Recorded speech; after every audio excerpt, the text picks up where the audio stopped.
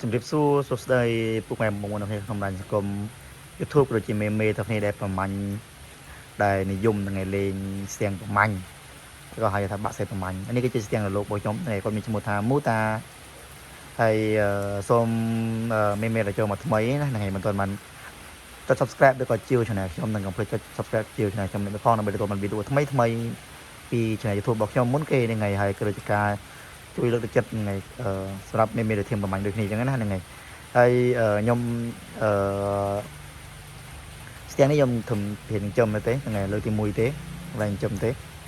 មានកន្លែងណាខ្វះខាតអីទោះអីត្រង់ណាសូមមេដែលចាស់អីសូមចែកម្លែកផងដោយសារអត់ដែលចំទេណាអញ្ចឹងសូមបញ្ជាក់ថាឥឡូវដៃខ្ញុំនេះសាច់ដែលដៃខ្ញុំនេះគឺជាប្រភេទ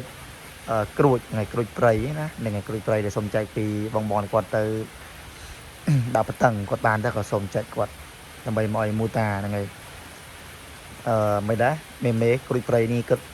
តាមមូតាអាចស៊ីបានទេឬក៏ខូចឬក៏ស្អៀតបានហ្នឹងហើយកាលមុនខ្ញុំឲ្យវាស៊ីសាច់គោតែមេដែលចាស់គេថា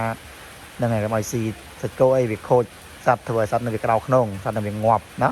វាអត់មានកម្លាំងទៅតែទុនជើងខ្ញុំឲ្យវាឈប់វាស៊ីសាច់គោឲ្យវាស៊ីគោចម្ដងណាហ្នឹងហើយអរគុណច្រើនមេកុំភ្លេចហ្នឹងហើយ